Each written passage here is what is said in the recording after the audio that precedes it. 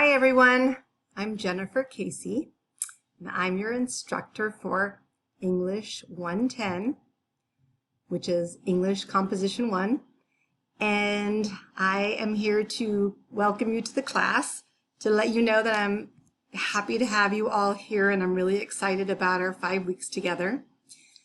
I am a community college instructor by day. The semester just ended and it was quite hectic.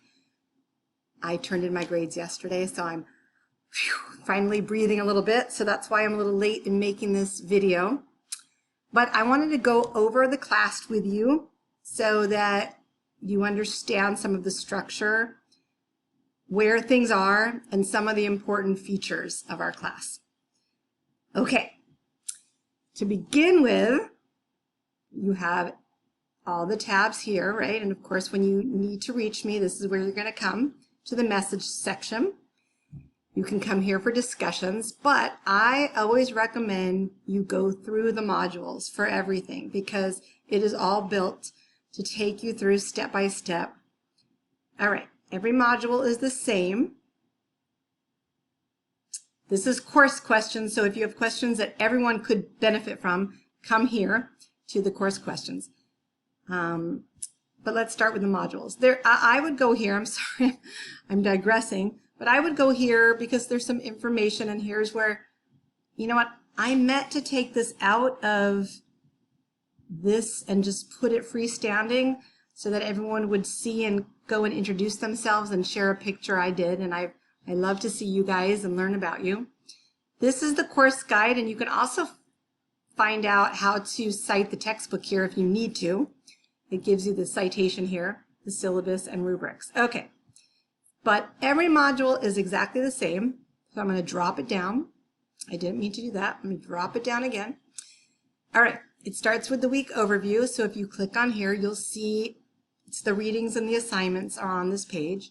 And this is where all your weekly readings, including the textbook, are. So if I drop this down, you'll see Readings and Activities, a Writing Confidence Survey. It's just for you to learn about yourself as a writer. And then this is the chapter of the textbook for this week. Then in this folder, there's also the University Library resources. And each week there are a variety of readings or videos for you to look at. This one's really interesting. I actually use it in my classes at the community college. And she is a really well-known author. I read some of her books and I use another one of her TED Talks as well. So each week you can see, oh, and there's some journal entry assistance and benefits of journaling. Okay, so let's go back and I'm going to close this. You know what? I'm going to just tell you another thing about the textbook chapter. This is the reading for this week. I would look through all of this, and then I would go to the discussion and look at the questions and keep them in mind, or I strongly encourage a technique is that put the questions on a Word document and then go back to the readings, especially the textbook reading, and you will have a goal in mind. You will be reading to find the information that will help you with your questions. And I wanted to show you another little trick, and that is you can go right to the sections. Now, I'm not telling you not to read. You can read through, and some of it you might skim and go a little faster, and some of it you might slow down and read more closely. But if you want to go back to those sections or look for something specific, you can search for it and you will be told exactly where that is. So you can then, you know, my cat is hogging on the table. He's trying to get in front of me right now. So you can go to that section and read more about it, the occasion or the context. This is audience, some more on audience. So the topics that we're talking about, okay? All right, so I'm going to close this out. And then I'm going to go back to our, you can see he's here in the corner. He's staring at me. Okay.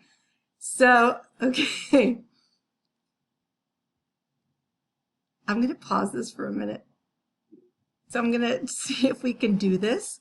I'm going to come down here to our discussion. I wanted to say, let me see, I have a little list of what I wanted to talk to you about. So the modules, the readings and activities. Oh, announcements. So it's really important to check here as well, because I always post a week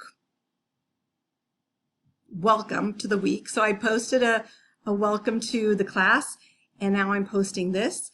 And then every week there's a welcome to that week, and I give you some more information, and I will also be posting videos and some other types of resources for you. So this is really important to look at. Good students do that. Okay, let's look at the discussions. I just wanted to point out a few things here for you. So discussion 1, there is a lot of information in the discussions. I know that, and it's a lot larger than in the next discussions, because I want you to really pay attention to. In the second discussion, it's still here, but I put most of it below the questions. But I just want to catch your attention and make sure that you see these things, okay? So remember, the discussions are due your initial post on Thursday. Now, I do make exceptions, and I will give up to a couple of days late with a late penalty, but you have to reach out to me, okay, before it's due, or when it's due if you have some sort of an emergency. Let's see. So the first is Thursday, and then of course your replies to your peers are by Monday, and there is no credit for posts that are outside of the week in which they're due. This is a post first discussion, which means you won't see anybody's posts until you post first. This is a little bit about AI use, but I encourage you to go to the academic policies and procedures and to the Center for AI Resources to learn more about that. There are acceptable uses of AI, but that is not to write or create your posts. And I really, really discourage you from using AI as a grammar and proofreader and editor, because it changes your words, your language, your tone. And most of the time you don't sound like you're having a conversation anymore. It doesn't sound like a person anymore, and it's really obvious. So this goes over about posting 3 posts at least, your initial and your replies, and also the word count. So I used to not have, oops, I don't know what I just did. I used to not have an upper limit, but sometimes they got so long. And again, it's a conversation, and someone isn't going to talk for 10 minutes, right? So you need to keep your word count between 200 and 400, and you need to keep your replies between 100 and 200 words. There is some additional information about no bullets or lists, and to make sure you're using paragraphs, because a large block of text is really hard to read. Imagine opening up a book and a whole page was a block of text, right? No paragraphs. That's hard to read. So it's really easy to break up your post into paragraphs based on the bullets or set of bullets or bullets that kind of go together to organize your ideas and to make it easier for your readers. And the other thing, as I had said, take your questions, post them on a Word document so that when you're reading, you can take notes about what you want to say. And when you're writing, you can make sure you're answering the questions. I haven't got there yet, but and then that could also help you to make sure that you're organizing them into paragraphs, but it's also on a Word document. So then you can use the grammar and proofreader in your Word document, or I have the Grammarly app, the free version, because it's really excellent at grammar and spelling and punctuation. And it won't change who you are. And it's okay to have some mistakes in the discussion, because we're talking to each other. I'm not speaking perfectly. I'm just trying to talk to you guys. All right. So let me see. Any information that you want to use outside of for our discussions needs to come from the textbook or any of the readings within our class. And then, of course, if you do use outside those sources, You want to cite them, and I can help you with that, citing. And then the discussion starts here. So this one, we have 4 bulleted questions. See, I can make it a little bit larger.